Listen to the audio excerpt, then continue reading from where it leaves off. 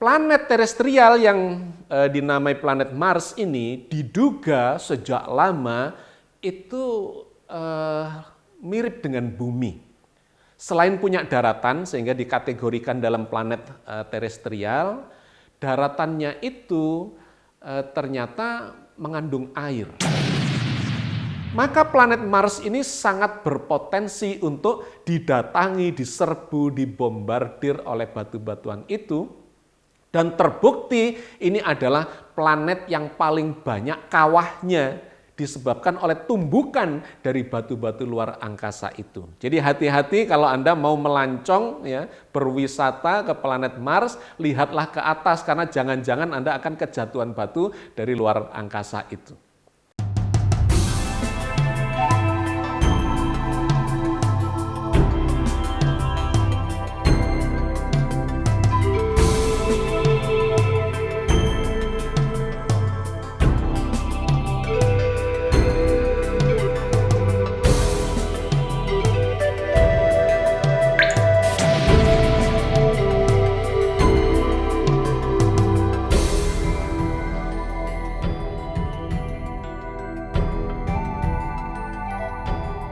Assalamualaikum warahmatullahi wabarakatuh. Alhamdulillahi rabbil alamin. Ma khalaqas samawati wal arda wa ma bainahuma la'ibin.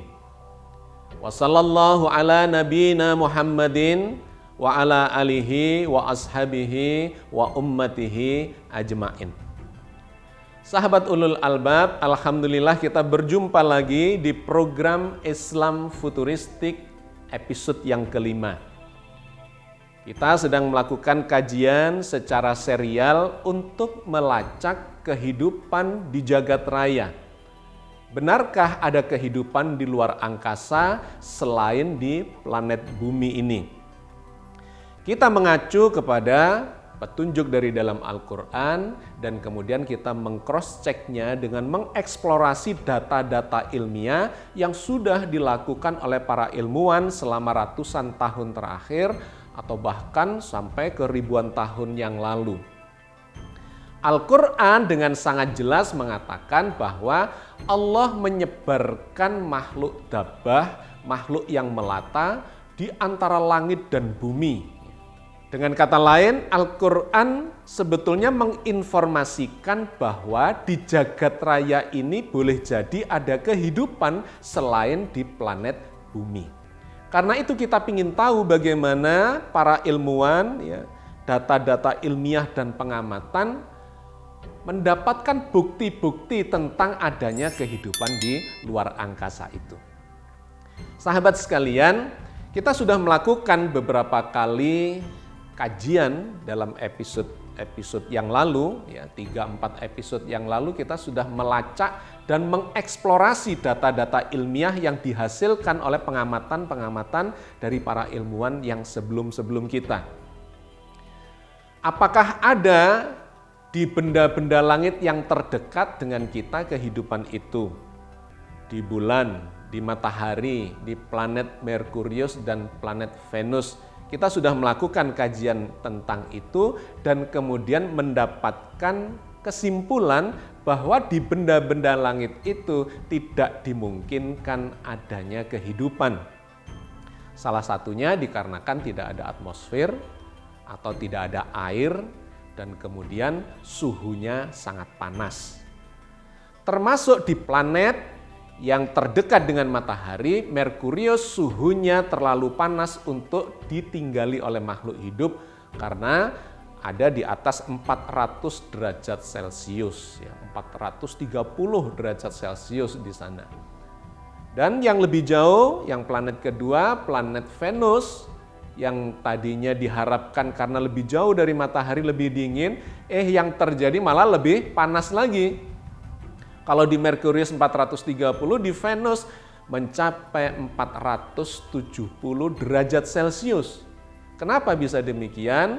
Dikarenakan atmosfernya itu adalah atmosfer yang dipenuhi atau didominasi oleh karbon dioksida sampai 96,5%, sehingga panas yang masuk ke dalam planet itu kemudian tidak bisa keluar, terjebak efek rumah kaca. Maka planet itu menjadi sangat panas dan tidak mungkin untuk didiami oleh makhluk hidup karena bahkan banyak magma di mana-mana, batu-batu pijar. Nah, kita kemudian mencoba bergeser lagi dari planet yang kedua ini, planet ketiganya Bumi, dan kemudian yang keempat adalah planet Mars. Di kajian kali ini kita akan melihat lebih jauh apakah di planet keempat, planet Mars itu memungkinkan adanya kehidupan atau setidak-tidaknya didatangi oleh makhluk hidup untuk singgah ke sana. Sahabat, 4 planet yang paling dekat dengan bumi ini disebut sebagai planet terestrial atau planet yang kebumian. Planet yang bentuknya dan kondisinya mirip dengan bumi. Apa yang mirip dengan bumi? Di antaranya yang dimaksud dengan planet terestrial itu adalah bahwa planet itu memiliki daratan yang padat. Karena ada planet-planet yang tidak memiliki daratan, dia hanya terbentuk dari gas. Nah, planet terestrial adalah planet-planet yang memiliki daratan padat seperti bumi. Dan di tata surya kita itu ada di 4 planet yang paling dekat dengan bumi, yaitu Merkurius, Venus, Bumi, dan planet Mars. Keempat planet ini juga disebut sebagai planet dalam, yaitu terdiri dari Merkurius, Venus, Bumi, dan Mars. Sedangkan yang keempat lainnya dalam tata surya kita itu disebut sebagai planet luar, yaitu planet Jupiter, Saturnus, Uranus, dan Neptunus. Batas antara planet dalam dan planet luar adalah sabuk asteroid. Sabuk asteroid itu adalah satu lintasan yang ada di antara Mars dengan Jupiter yang berisi dengan jutaan pecahan-pecahan batu, mulai dari ukuran beberapa meter sampai ukuran beberapa kilometer. Nah, sahabat sekalian, jadi inilah kondisi secara umum planet-planet yang ada di tata surya kita yang mungkin didatangi atau mungkin memunculkan kehidupan itu hanya ada di planet terestrial, yaitu 4 planet yang pertama karena di planet inilah ada daratan yang mirip dengan bumi. Sedangkan di planet yang lain itu adalah planet-planet yang berisi dengan gas. Nanti akan kita tinjau dalam episode yang selanjutnya bagaimana keadaan keempat planet yang berisi dengan gas itu. Sahabat sekalian, ada satu ayat yang menarik atau beberapa ayat yang menarik di dalam Al-Quran yang bercerita tentang planet di tata surya kita ini. Yang pertama adalah firman Allah di dalam surat As-Saffat ayat 6. A'udzubillahi minasyaitonirrajim. Bismillahirrahmanirrahim. Inna zayyannas sama'ad dunya bizinatinil kawakib. Sesungguhnya Allah menghiasi langit yang dekat dengan kawakib, dengan bintang-bintang. Sahabat sekalian, ayat ini menceritakan adanya bintang yang diistilahkan dengan kawakib. Kawakib itu bentuk jamak dari kaukab. Ya, kaukab adalah diterjemahkan sebagai bintang di dalam Al-Quran. Tetapi yang harus kita cermati adalah terjemahan dalam bahasa Indonesia di dalam Al-Quran tentang bintang itu sesungguhnya berasal dari beberapa istilah. Kata kaukab atau kawakib diterjemahkan sebagai bintang. Tapi kata masobih, ya, istilah masobih itu juga diterjemahkan sebagai bintang.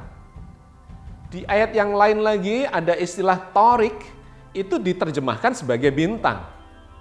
Ada lagi an-najm juga bintang, al-buruj juga bintang. Sehingga kita tidak tahu sebetulnya itu bintang yang semacam apa.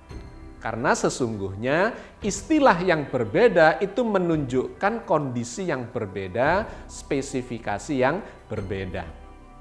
Oke, Tentang kawakib ini, Allah mengatakan bahwa kawakib ini ada di langit yang dekat. Inna zayyanas sama'ad dunya bizinatinil kawakib. Allah menghiasi langit yang dekat dengan bintang-bintang yang disebut sebagai kawakib. Nah, kawakib itu apa sebetulnya? Langit yang dekat itu apa? Nah, langit yang dekat itu adalah yang berisi bintang-bintang kawakib itu, yaitu bintang yang selalu berpindah tempat, berpindah posisi. Karena banyak sekali di langit itu, di langit yang jauh, bintang-bintang yang tidak kelihatan berpindah. Dia selamanya tetap di sekitar-sekitar situ saja. Terlihat dari belahan langit selatan, tidak terlihat di belahan langit utara, atau sebaliknya. Tetapi ada bintang-bintang yang berpindah-pindah. Kadang di pagi hari ada di posisi itu, nanti malam hari berpindah di posisi yang lain. Kadang terbit, kadang tenggelam. Kadang seminggu kemudian baru berubah, kadang beberapa bulan baru berubah. Nah, jadi kawakib itu menunjuk kepada bintang, jenis bintang yang berpindah tempat. Atau di dalam astronomi dikenal sebagai bintang pengembara. Bintang pengembara itu adalah bintang yang berpindah tempat. Nah, bintang pengembara ini di dalam istilah atau bahasa Yunani yang sering dipakai untuk peristilahan di dalam sains itu dikenal sebagai planetes. Planetes adalah bintang pengembara. Nah, kata planetes ini kemudian yang diadopsi oleh ilmu astronomi menjadi planet. Planet adalah benda langit yang dari bumi memang kelihatan berpendar seperti bintang. Tetapi planet itu tidak menghasilkan pancaran cahayanya sendiri, melainkan dia menerima pantulan cahaya matahari seperti bulan. Memantulkan cahaya matahari kemudian terlihat bercahaya dari planet bumi ya, ketika kita lihat di malam hari. Maka kita mendapatkan kesimpulan yang lugas dari surat As-Saffat ayat 6 tadi. Bahwa Allah menghiasi langit yang dekat dengan kawakib, yaitu dengan bintang pengembara atau dengan planet-planet. Ini ayat yang pertama. Ayat yang kedua yang juga menarik dan kemudian menjadi penjelas dari ayat tersebut terdapat di dalam surat Al-Mu'minun ayat 17. Bismillahirrahmanirrahim. Walaqad khalaqna fawqakum sab'a taraik wa ma kunna 'anil khalqi ghafilin. Dan sungguh Allah telah menciptakan di atas kalian 7 buah jalan. Dan Allah tidak lalai terhadap ciptaannya. Sahabat sekalian, ayat ini menarik karena Allah mengatakan menciptakan 7 buah jalan di atas kalian, 7 buah lintasan di atas kalian menggunakan kata sab'a taraik. Kata taraik itu adalah bentuk jamak dari kata torik. Torik itu artinya jalan atau lintasan. Ini ada kaitannya juga dengan istilah torik yang diterjemahkan sebagai bintang ya di ayat yang berbeda. Was-sama'i wat-tariq wa ma adraka mat-tariq an-najmus sakib. Demi langit dan bintang atau demi langit dan yang muncul di malam hari. Tahukah kamu apakah itu at-tariq? Torik itu adalah an-najm musakib, yaitu bintang yang cemerlang di malam hari. Jadi sahabat sekalian, istilah torik atau toroik ya, yang dikutip atau difirmankan oleh Allah di dalam surat Al-Mu'minun ayat 17 itu adalah 7 buah lintasan, sab'at toroik. Di atas kita Allah menciptakan 7 buah lintasan. Lintasan apa itu? Tentu lintasan benda langit. Di langit yang dekat, Allah menghiasi dengan kawakib, dengan bintang-bintang pengembara yang kelihatan lintasannya. Bisa diprediksi lintasannya itu, dan ternyata itu ada 7. Mungkin Anda bertanya-tanya lantas, bukankah di tata surya kita ini jumlah planetnya adalah 8? Iya, 8 termasuk dengan bumi. Nah, kalau dilihat dari bumi berarti ada 7 lintasan, yaitu planet Merkurius, Venus, kemudian lompat Mars, Jupiter, Saturnus, Uranus, dan Neptunus. Jadi sahabat sekalian, sesungguhnya Al-Quran bercerita tentang keberadaan planet, yaitu bintang pengembara yang lintasannya terlihat dari bumi ada 7 buah. Subhanallah. Oke, ini poin penting sebagai landasan dari pijakan kita melakukan kajian-kajian secara saintifik bahwa Al-Quran sebetulnya memberikan clue, memberikan informasi secara global yang harus diikuti dengan pengamatan-pengamatan secara ilmiah. Ya, ini yang selalu saya sampaikan bahwa ayat-ayat qauliyah itu harus diikuti dengan pendekatan-pendekatan yang bersifat kauniyah, ya, ayat-ayat kauniyah dalam bentuk pengamatan ke jagat raya. Oke, sahabat sekalian, kita sekarang mencoba melihat planet terestrial yang keempat yang bernama planet Mars. Planet Mars adalah planet yang jaraknya lebih jauh dibandingkan dengan planet Bumi. Kalau Bumi itu dari matahari sekitar 150 juta kilometer, maka planet Mars ini lebih jauh sebagai planet keempat, yaitu sekitar 228 juta kilometer. Atau 1,5 kali jarak planet Bumi dengan matahari. Planet Bumi dengan matahari itu disebut 1 AU, ya. AU itu adalah astronomical unit, ya. Ini satuan panjang, satuan jarak dalam astronomi. Nah, planet Mars itu adalah 1,5 AU, 1,5 astronomical unit. Oke, sahabat sekalian, planet terestrial yang dinamai planet Mars ini diduga sejak lama itu mirip dengan Bumi. Selain punya daratan sehingga dikategorikan dalam planet terestrial, daratannya itu ternyata mengandung air. Dan itu sejak lama sudah diamati, bukan cuma di kutub utara dan kutub selatannya yang penuh dengan es dan itu adalah air beku begitu ya. Tetapi di daratan selain kutub itu diketemukan atau terlihat dari bumi banyak kanal-kanal air, saluran-saluran air. Sehingga banyak yang berpikiran bahwa oh di sana itu ada kehidupan rupanya, ada peradaban. Ada manusia-manusia yang mungkin seperti di planet Bumi ini. Karena di sana ada kanal air, ada saluran air. Sehingga dikenallah ada Martian, ya, ada makhluk Martian atau makhluk yang tinggal di planet Mars, dibayang-bayangkan bentuknya seperti manusia. Dan ini sempat memunculkan sejumlah novel, bahkan film-film science fiction yang menggambarkan adanya peradaban makhluk di planet Mars itu. Bahkan ada yang merasa ketakutan karena boleh jadi mereka nanti akan datang ke bumi, menyerbu bumi, menaklukkan peradaban manusia bumi. Atau sebaliknya, manusia bumi bisa datang ke planet Mars, membentuk koloni-koloni di sana dan seterusnya dan seterusnya. Tetapi dalam pengamatan yang lebih lanjut, dan planet Mars ini adalah planet yang paling banyak dieksplorasi oleh manusia, oleh para ilmuwan, dikarenakan adanya harapan itu tadi.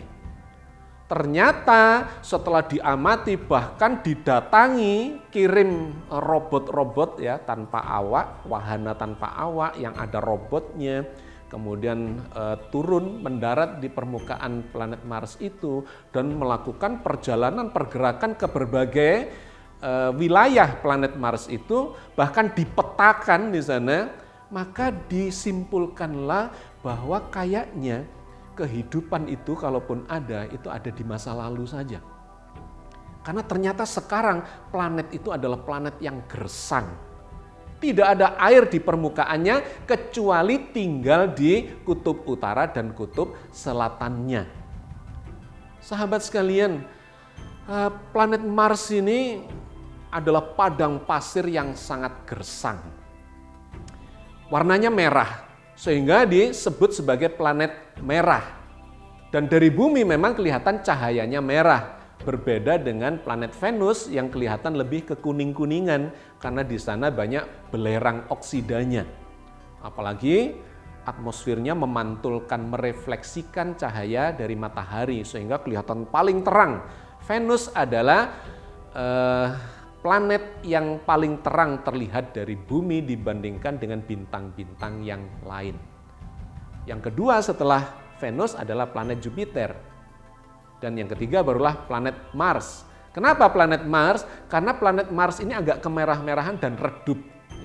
Biasanya kelihatan di pagi hari 1 jam sebelum matahari terbit, itu bisa terlihat planet Mars itu.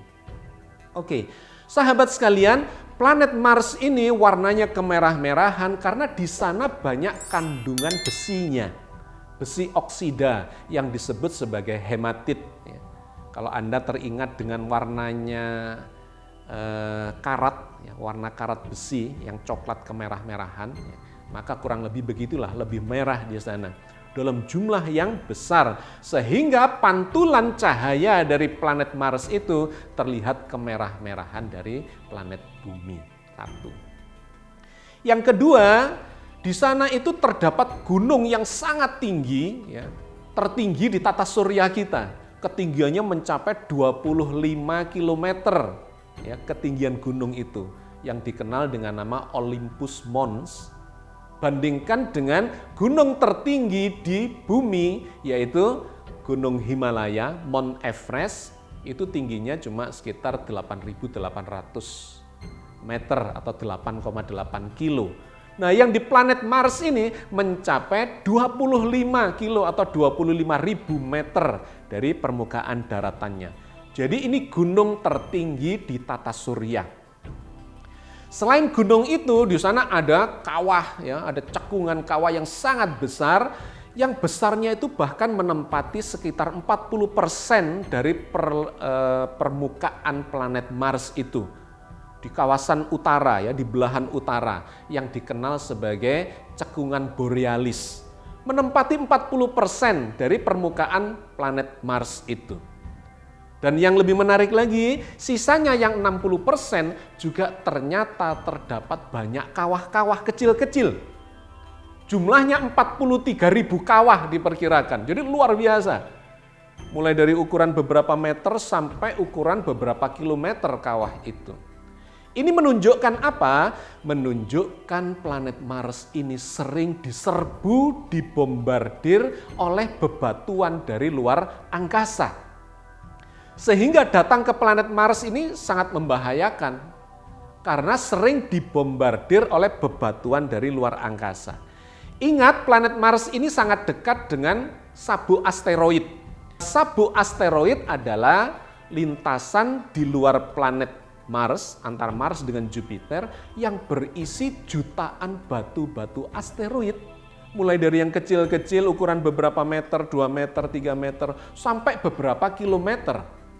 Maka planet Mars ini sangat berpotensi untuk didatangi, diserbu, dibombardir oleh batu-batuan itu. Dan terbukti ini adalah planet yang paling banyak kawahnya disebabkan oleh tumbukan dari batu-batu luar angkasa itu. Jadi hati-hati kalau Anda mau melancong, berwisata ke planet Mars, lihatlah ke atas karena jangan-jangan Anda akan kejatuhan batu dari luar angkasa itu.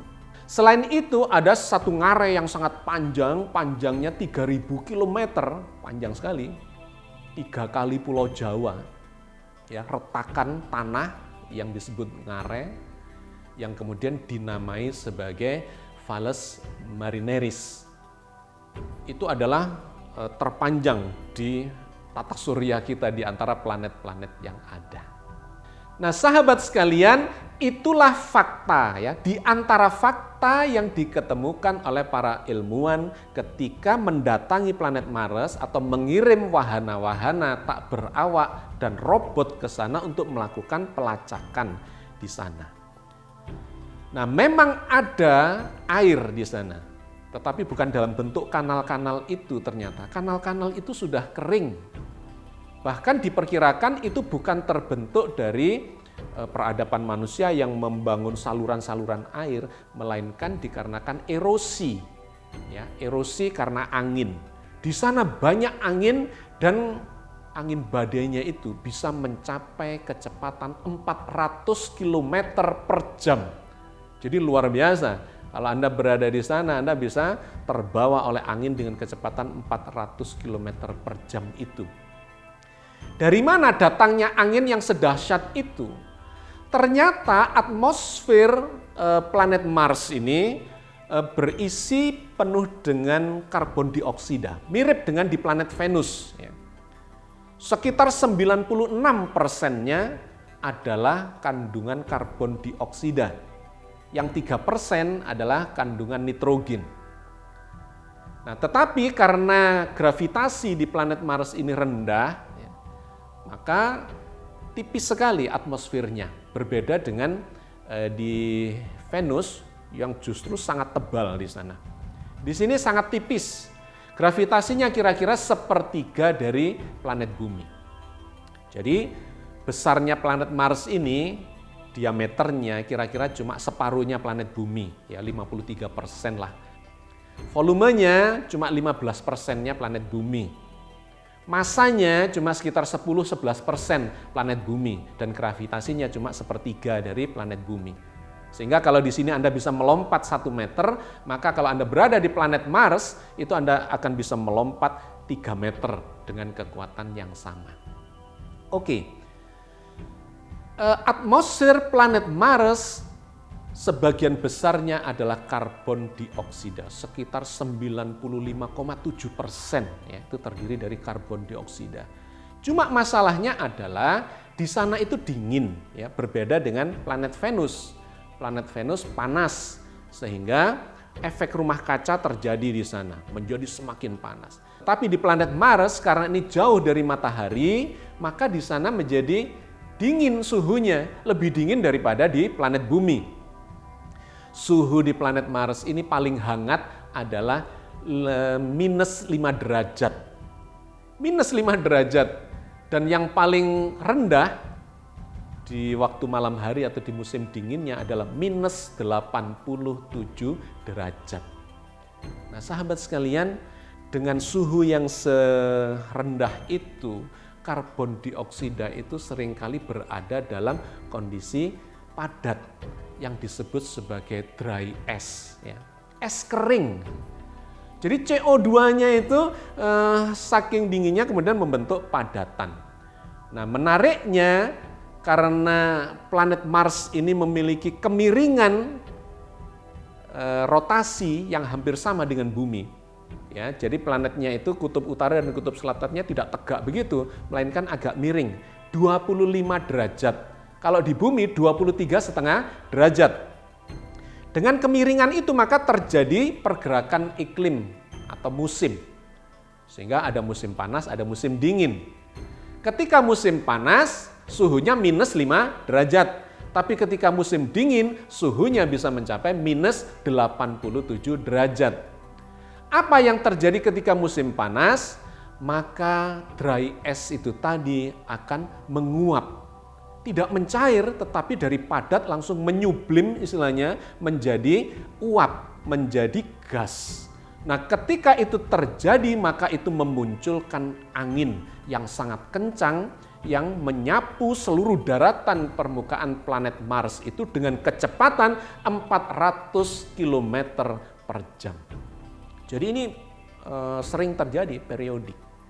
Nah, sahabat sekalian, kondisinya sedemikian itu, termasuk air itu di sana tidak bisa berada dalam bentuk cairan, melainkan padat atau gas. Ya. Kenapa menjadi gas? Karena tekanannya sangat rendah. Ya, tidak bisa dalam bentuk cair. Kalau tekanannya seperti di bumi kita 1 atmosfer, maka dia akan bisa berada dalam bentuk cairan. Tetapi karena tekanannya sangat rendah, maka dia tidak bisa dalam bentuk cairan. Tinggal pilihannya 2, es ataukah langsung menguap. menjadi gas. Jadi sahabat sekalian, di planet Mars tidak ada air dalam bentuk cair. Tentu ini kemudian menjadi kendala yang sangat besar buat kehidupan. Karena kehidupan itu membutuhkan air dalam bentuk cair. Nah, maka para ilmuwan mutakhir menyimpulkan bahwa planet Mars ini sangat sulit untuk ditempati kehidupan. Kalau hanya singgah saja untuk melancong, untuk berwisata, masih dimungkinkan, tentu dengan usaha yang cukup kompleks. Karena di sana oksigennya rendah, maka Anda harus menggunakan alat bantu, ya, menggunakan tabung oksigen untuk bisa bernafas di sana. Kalau tidak, maka tidak bisa karena dominan CO2, karbon dioksida. Satu. Yang kedua, hati-hati suhunya sangat rendah, minus 5 derajat sampai minus 87 derajat. Yang ketiga, tidak ada air. Jadi harus bawa air sendiri kalau mau datang ke sana. Karena ini kan ada nih program yang ditawarkan oleh Elon Musk dengan program SpaceX-nya yang bekerja sama dengan NASA, sedang menyiapkan melancong ke planet Mars katanya. Ya, saya tunjukkan kepada Anda data-data ilmiahnya di sana seperti apa, sehingga ya berhati-hatilah kalau Anda ingin datang ke sana karena banyak hal yang harus dipersiapkan. Oke, air tidak ada. Yang keempat, Anda harus siap-siap kejatuhan batu dari luar angkasa. Kenapa? Karena di sana tidak ada atmosfer yang melindungi planet Mars itu dari bombardir batu-batu luar angkasa. Sementara tidak jauh dari planet Mars itu, ya di luarnya orbit planet Mars itu ada orbit dari batu-batuan asteroid besarnya mulai dari beberapa meter sampai beberapa kilometer, dan terbukti di permukaan planet Mars itu banyak kawah. Digambarkan oleh para ilmuwan itu, data ilmiahnya lebih dari 43.000 kawah hasil tumbukan dari batu-batu yang jatuh dari luar angkasa ke planet Mars itu. Jadi sahabat sekalian, dengan ini Anda sudah mendapatkan gambaran planet keempat di tata surya kita yang masuk dalam kategori planet terestrial yang memiliki daratan seperti planet bumi dan dimungkinkan diharapkan muncul kehidupan atau ada kehidupan di sana. Ternyata sampai detik ini tidak diketemukan adanya kehidupan. Jangankan manusia yang berperadaban atau binatang atau tumbuhan, bahkan bakteri pun sampai saat ini belum ditemukan di berbagai planet terestrial itu. Sahabat sekalian, saya kira saya cukupkan sampai di sini kajian kita tentang planet-planet di tata surya kita yang memungkinkan adanya kehidupan itu dengan kesimpulan yang sudah kita simpulkan tadi itu.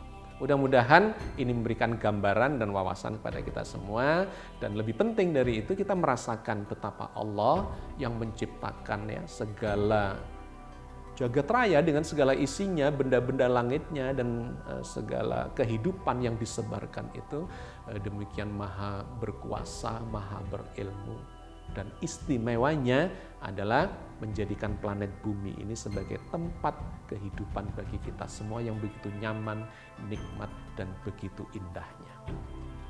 Semoga Allah senantiasa membimbing kita di jalannya untuk memahami hikmah-hikmahnya di dalam ridhonya. Amin. Assalamualaikum warahmatullahi wabarakatuh.